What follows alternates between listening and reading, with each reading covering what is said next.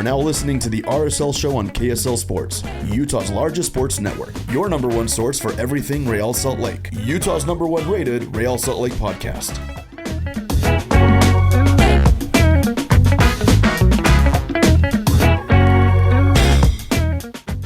All right, welcome in. It's a brand new episode of the RSL Show. I'm Alex. He's Josh. And today's RSL Show is unofficially brought to you by the Park Cafe. Josh, how you doing? I'm doing pretty good. I'm hungry now. Thanks for mentioning the Park Cafe. We have to. It's been a while since we've given the Park Cafe a little bit of love. It's been a while since I've enjoyed the Park Cafe. I need to get out to see Sean and have some delicious breakfast. We got to go one of these days. Absolutely. We'll make that happen soon. We'll do it. All right. But besides breakfast, we're also here to talk about Real Salt Lake as they get ready to get back in action this weekend in what feels like has been an eternity since we last saw this Real Salt Lake take the pitch. We finally get to do so this weekend when they take on San Jose. And we get to see some new exciting faces. So it's like Christmas Eve right now. We had a nice little break, kind of reset. And now we get a fresh new squad to hopefully cheer to victory. The good news, Diogo Gonçalves has been approved. His paperwork, his visas, and everything. He should be available and ready to go for selection on Saturday. He is probably the player I'm most excited for. Absolutely. Do you think he'll start? Maybe. And I say maybe because obviously he's new. It's going to take him a minute to really gel with that attack. But I am kind of leaning on the yes side because Diego Luna is also suspended for the San Jose match. So we have no Gomez and we have no Luna. Was he suspended for yellow card accumulation? Yellow card accumulation. I forgot about that. That's going to make San Jose interesting. Yeah. So we're heading into San Jose without our two wingers. We obviously need to replace them. I would like to see Diogo get a start. It sounds like we might see more than just Diogo get a start. Yeah. I mean, we might see Brooke. We might see Marchuk. That's going to be such a name. My goodness. I heard him say it, and it's still not registering. He needs a nickname. But yeah, there's a pretty high potential with both of our, starting wingers being out to see maybe two new guys and maybe one off the bench. I think as far as paperwork and all that goes, I think Brooke is very close to being ready. So I would probably pencil him as well for a potential appearance on Saturday. Marchuk is on the fence, from what I understand. Okay. Well, either way, we should see some new faces, and it should be exciting. Yes. We'll at least have those two alongside Javane Brown, who will also be available for selection. And obviously, of course, Benny Michel. Yes, I definitely see Michel playing. Brown, I don't know if we will. It's not like the defense needs to be rotated right now. But maybe he's really impressed in training. Who knows? We'll see. But I don't really expect to see him, do you? Probably not for this one. But we'll see him. We'll see him down the line eventually. Maybe he might come in towards the end, especially if you're up. That's the only way I could see him getting his debut on Saturday. Yeah, or, heaven forbid an injury between now and then. Knock on some wood. Got it.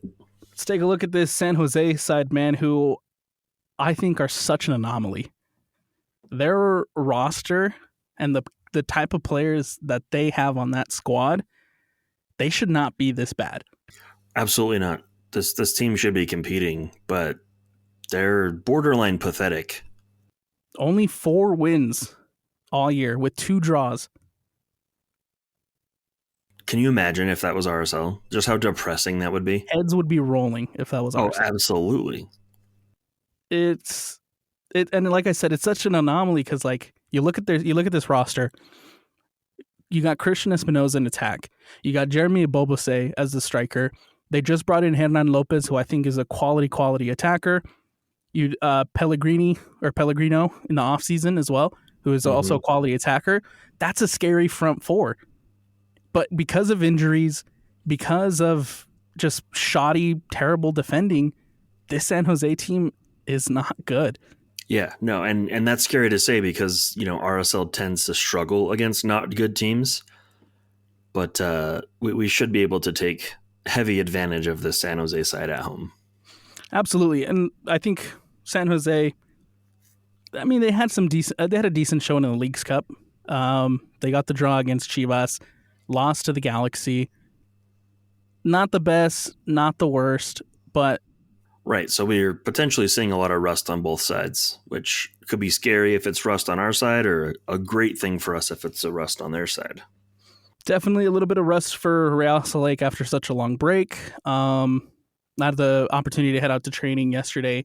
Some of the observations that I did from what I saw at training was just sloppy giveaways, a little bit of rust in the guys' legs, and that's expected. You've gone 3 weeks without playing a match, so hopefully within the first 15 minutes they can kind of settle into the game, get their footing, and put on a dominant performance at home, because I think it's needed. Yeah, absolutely. This is a game we don't just need to win. Much like we talked about with the Austin match, we need to win big. Right? We need to really get the ball rolling back in the positive direction of, dismantling teams and taking care of the home field advantage, building up that goal differential, and most importantly, getting those 3 points. They did get a 5-0 win over Necaxa in Leagues Cup, which is kind of scary. But then they lost 4-1 to LAFC. Yeah, the Leagues Cup win, it's hard to really base a lot about a team on the Leagues Cup performances. I don't know.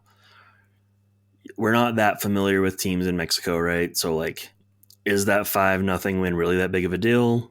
Is that the equivalent of San Jose in Liga MX?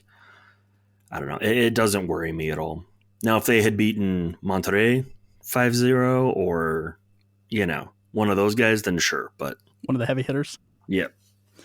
Jeremy Ebobisse did have 2 goals in that one. And from what I can remember, Ebobisse was starting to hit a little bit of a stride right before Leagues Cup started too, and carried that performance into Leagues Cup. 3 weeks off. I don't know how that will affect him, but Ebobisse kind of finding his form at the moment for San Jose. That's fine. Yeah, they're still leaky.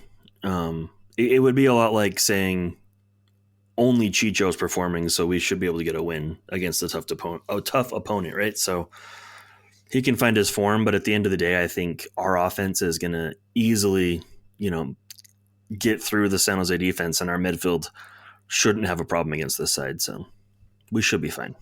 On the RSL side, Chicho Arango looking lethal and clinical in training, despite having almost 2 months off now. Yeah, he's probably champing at the bit, dude. So oh yeah, maybe he just goes out and snags a hat trick and is back to his old self. That would be ideal. If you remember, obviously Chicho Arango did not play much down the stretch because of that suspension. Played maybe 45 minutes against Houston, 46, depending on how much stoppage time was in that one. Can't remember. But Chicho's, it's been a while since we've seen Chicho go full 90. Yeah, I think he's ready. If you follow him on social media, he's staying fit, he's staying healthy. So I think we're going to see a hungry Chicho. This is probably the healthiest Real Salt Lake has been in a long time, as far as this season goes. Eric Holt's back. Uncomfortable. yeah. Eric Holt's back. Marcelo Silva's back. You get Jazier Orozco back in the squad. You got all these new guys trying to get integrated. I expect and I hope that Real Salt Lake goes out and just puts on a dominant performance. It's very doable, right? Yeah. That's all we can say. It's very doable. It's going to be up to the guys to go out and do it.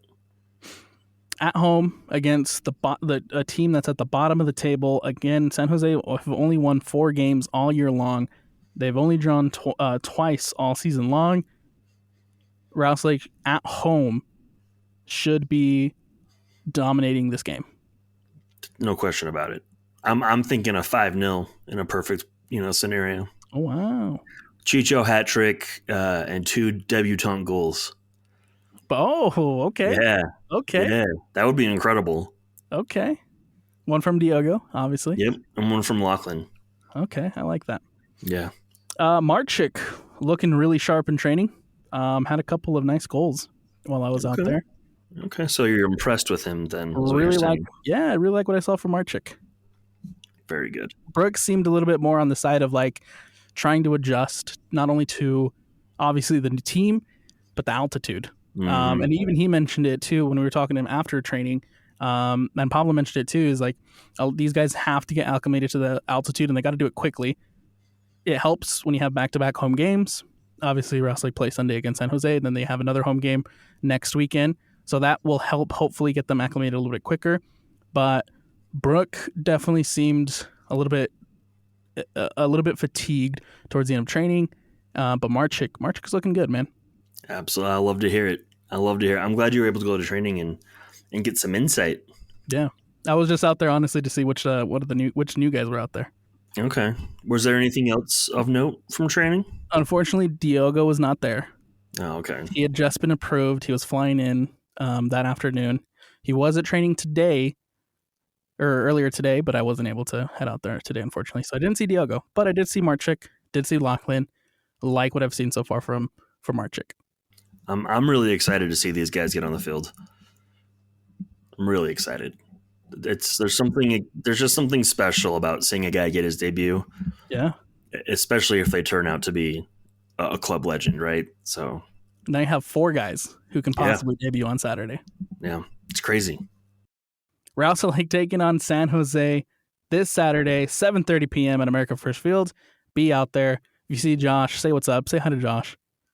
We all miss you guys.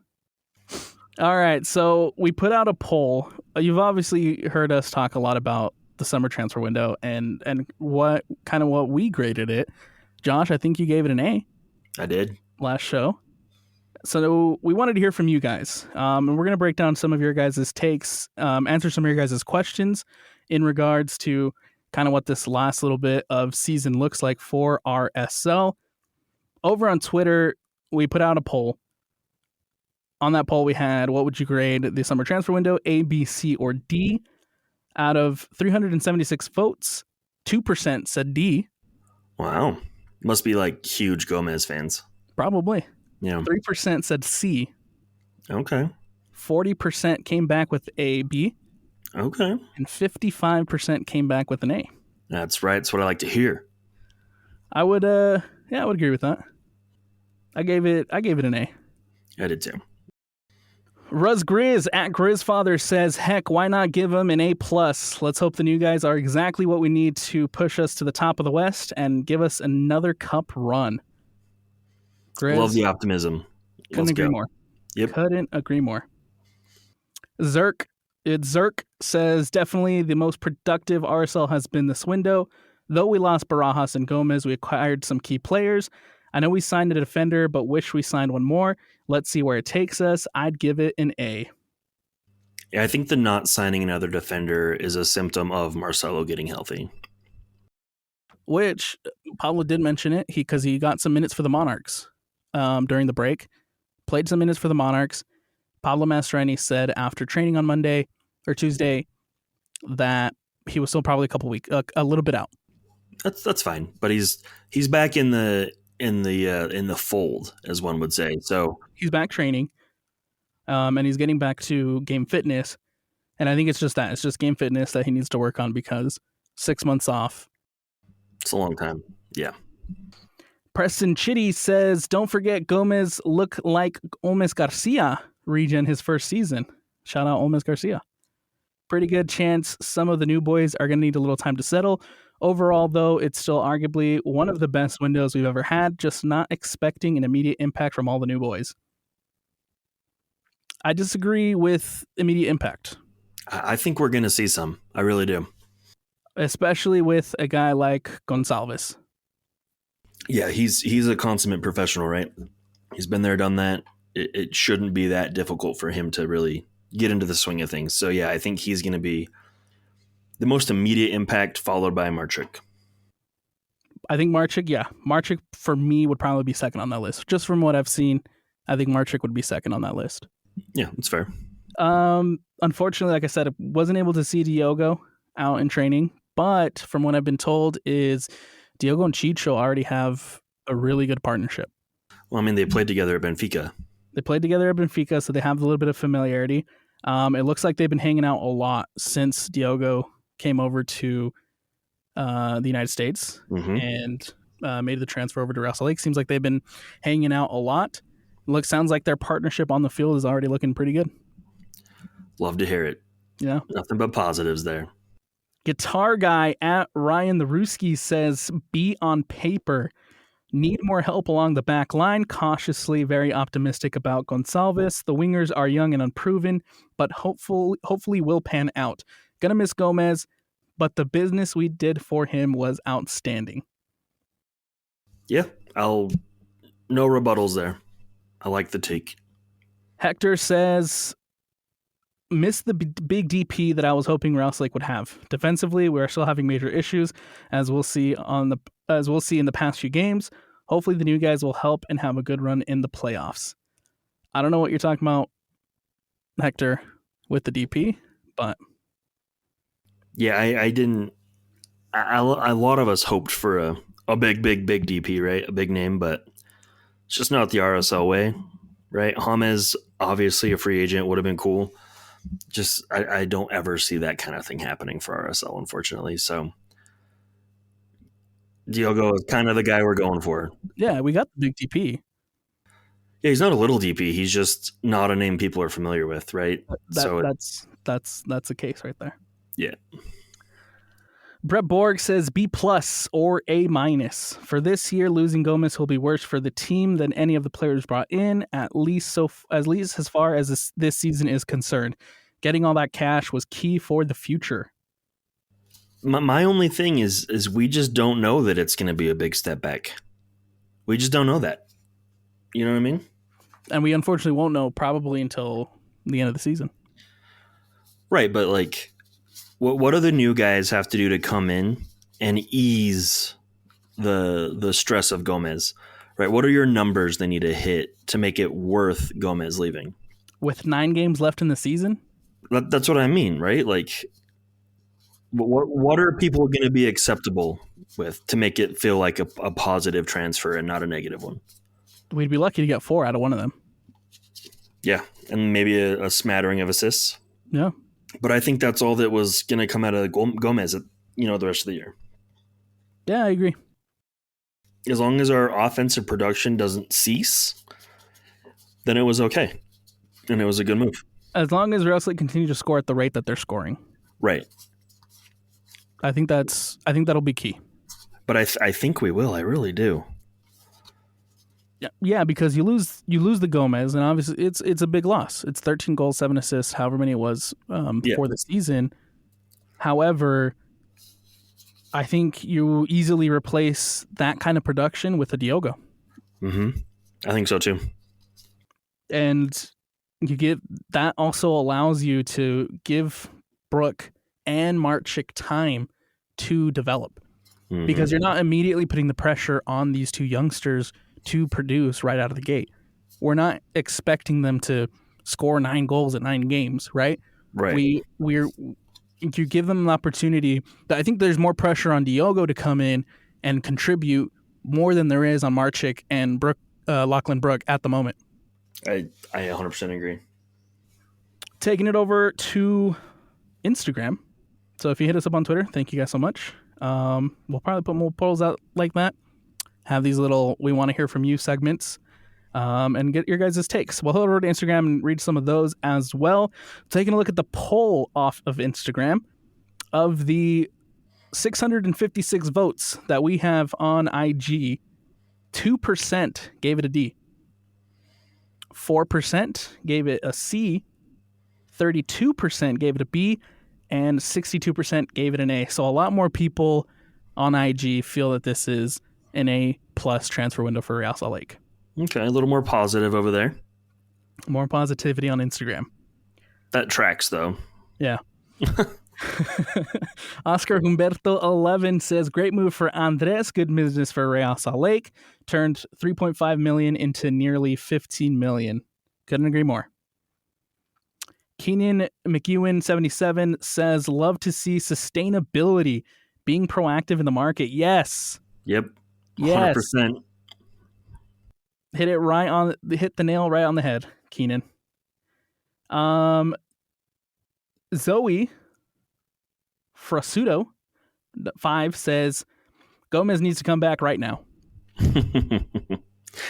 I don't think that's happening. I hate to say it, but deal's done. He gone. He's already training, man. Did you see the photographs of him of him in his Ren jersey training in his warm-up kits. Sure did.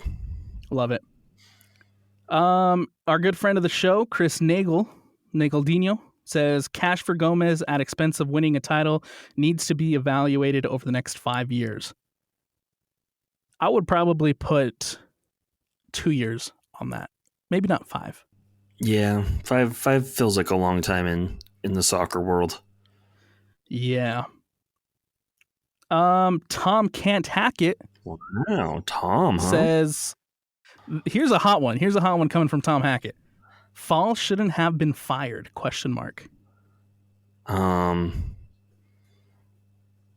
Sure. Sorry, Tom. I mean, it brings up a valid point.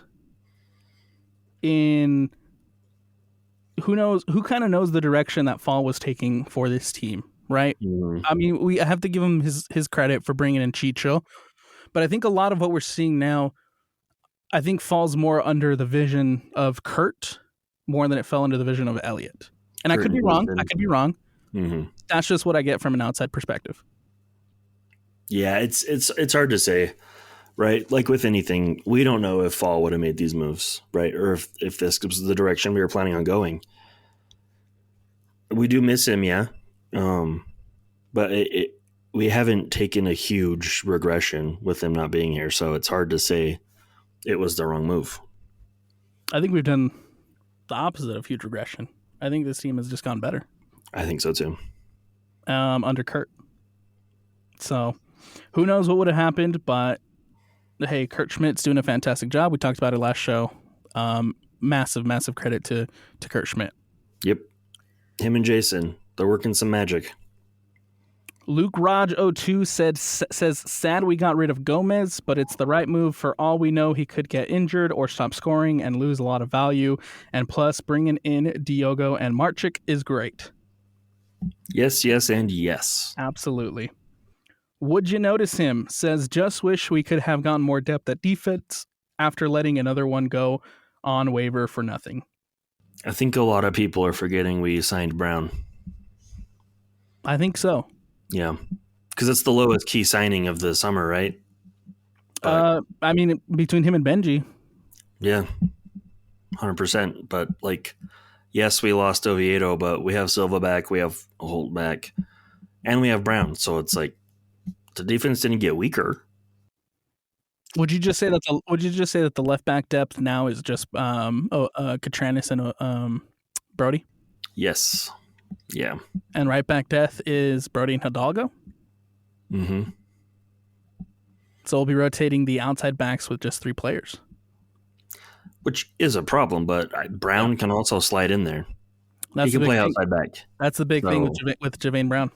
Yeah. So it's like we have more center back coverage and outside back coverage with just one guy. And I think the priority this window was to replace Barajas and Gomez, right? Because they knew that was going to happen, and get that 10. Then I think come winter, we're going to see some defensive changes. I think they're just doing it position by position. Or position group, I should say. Yeah, for sure. He hasn't necessarily played left back, but he is a guy who has the IQ and the experience to play all 3 spots. Center backs, right. Both center back position, or I guess 4, all center back positions on the right and on the left, as far as Javain goes. Yeah, and like if need be, Vera can also play on the left side of the defense. Yeah, so that's true. We're not, floating listless in the middle of the ocean. And Tommy Silva has looked pretty sharp, so we could start seeing him more often as well. While I agree, it would have been nice to get stronger, right, with a couple pieces. Less of a concern right now at this exact moment in time. You mentioned Tommy Silva, and that reminded me, at training, guess who was out running on the pitch? Tommy Silva? Pablo Ruiz. Oh. That's going to be so interesting when he comes back. Oh, I know. Oh, I know. Pablo Ruiz and both Pablo Ruiz and Kevin Bonilla, who have been out all year long with season-ending injuries, they were both on the pitch, just working on the side, running some sprints, getting some cardio in, nothing too crazy, just a small drill between the two. But it was awesome to see Pablo Ruiz kind of just be out there, man. Yeah, it feels good, but it's just going to be weird when he's back and he doesn't really fit. We'll cross that bridge when we get to it. Yeah. But just have that in mind, folks. It's going to be interesting. 714 Ayeda says Oviedo, a solid backup piece with experience. We should not let go. Yeah, as we discussed on the last episode, it sucks, but it's the right piece to move. International spot, age, salary cap. It just made the most sense. Gabe Munson 12 says the money we spend from the Gomez transfer will determine an MLS Cup or not. I like that take. Yeah, but it's going to take more than one player and the resulting players that come in from that money to really make that big of an impact on your cup run, right? We want to be selling multiple guys for multi-millions of dollars every year. One isn't going to cut it. This is just the beginning, I hope. Oh, for sure. I absolutely think there will be more. We'll probably see more in the winter. But you do set up a nice war chest ready to go for when you do want to go splash the cash on when you have to bring in another DP, because you're going to have to bring in another DP eventually. Right. I'm just saying, right, to be sustainable and to really push farther, we're going to need more in that war chest. Yeah. You know what I mean? Yeah. Gabe Lotz says, I will miss Oviedo, but people are silly complaining about us losing a defender. He was a liability when the other team had faster wingers. Yep. We saw many times this year Oviedo get torched. It's been apparent for a while that he's towards the end there. Yeah. Age, international spot, almost out of contract anyway. Mm-hmm. It sucks we had to let him go, but it makes the most sense for Real Salt Lake. TC Dubs 11. This one's probably one of my favorite ones to come in. Hot take. Lachlan Brook and Marchik will produce more than Gomez eventually. They absolutely have the potential to. Absolutely. Right? You never know. Any of these guys could be a future MVP. You just don't know until we see it. I think Marchik and Brook have a very similar ceiling to that of an Andres Gomez. Just from what I've been able to see on highlights. Yeah, there's no doubt, right? Like, yep. Gomez was a good player, and he was having an excellent season. But he's not the next Messi, right? His ceiling is not a ceiling that's going to be hard or impossible for any other player we bring in to reach. So while it does suck to lose him now, I don't know. He just isn't. What am I trying to say here? He's replaceable. His production is replaceable. And there's many players that can far exceed what Gomez was doing.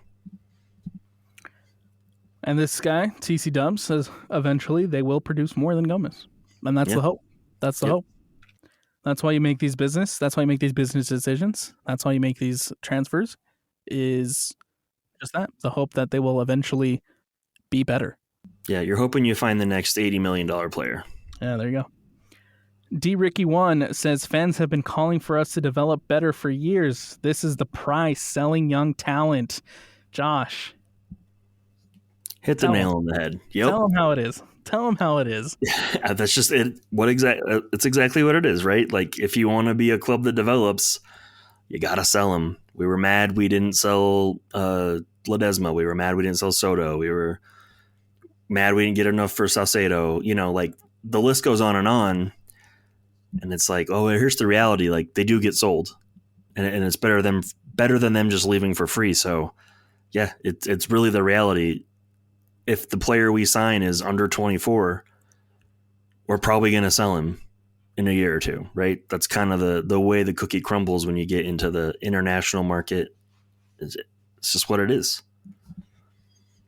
So, again, thank you guys so much for going on over to Instagram, going to Twitter, giving us your takes, giving us your questions. We always love the chance to interact with you guys, hear what you guys have to say, answer some of the questions you guys might have. So we hope that kind of helps break down some of the questions. I think one of the biggest ones, obviously, Josh, is the defense. I know you kind of already mentioned it, but is there any concerns for you defensively for Real Salt Lake? I mean, yeah, a bunch, right? Can we stop being leaky? Can we stop watching the ball at inopportune times? We'll see, right? We've seen this exact same group be extremely strong defensively, but we've also seen the ugly side where they're terrible. I think there's some little adjustments we can make, right? Maybe a little less Brody, some things here and there to help, but I don't think our defense is so bad that it's going to keep us from being competitive. I know we mentioned Javane can play across all 4 positions on the back line. Is there any chance that you see him as a starter at the right back position for the rest of the year? It's not out of the question. Okay. I like that. I mean, one good performance.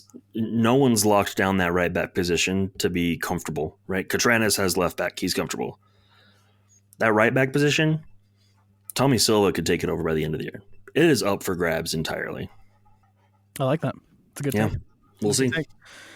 I think Javane, we've seen how amazing he can be. He had an incredibly tremendous season back in 2022 with Vancouver. Mm-hmm. He was an emerging player for the Whitecaps. I think RSL is extremely lucky to have gotten him off of waivers. It sounds like this was a guy that they really wanted to bring in, and we're about ready to make a trade with Vancouver for this guy. I don't know any of the details of what that trade would have been, but it sounds like this was a guy that Real Salt Lake really, really wanted to bring in, and it just so happened that the timing of it was so perfect where he got waived by Vancouver. It was a mutual, hey, this isn't working out for me anymore. Had something to do with some family stuff as well. So happy he's here in Salt Lake, and it worked out so well for the club and for him. So I'm super excited to see what he's able to bring, because he's incredibly talented. He's a good defender, and it'll be interesting to see if he can maybe make some waves at that right back position. I think he could, and it makes me feel better about the signing, knowing that they were already looking at him, and they didn't just sign him because he was available, right? So yeah, that's another huge positive to that signing. Absolutely. Defensive depth, I think, is a lot stronger than it was prior to the window.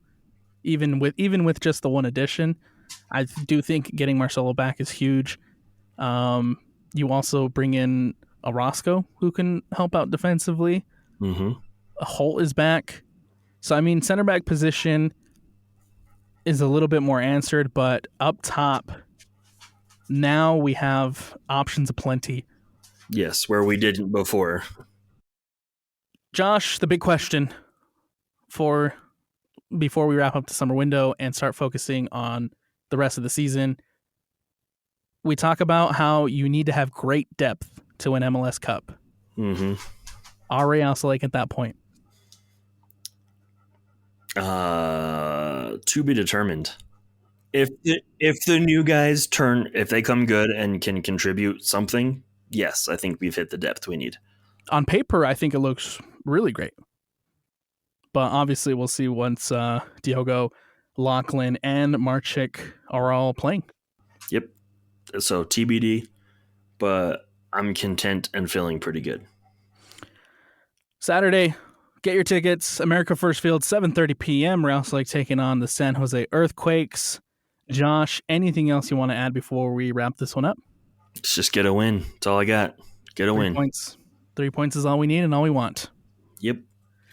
Thank you guys so much again for always listening. Thank you guys for participating in our polls and for, again, submitting your responses. We love to hear your guys' perspective, hear your guys' takes, and have the opportunity to break them down a little bit. So thank you guys so much for doing that. Thank you for always tuning in, subscribing, listening, and doing what you got to do to follow the RSL show on the KSL Sports Network for the best RSL content.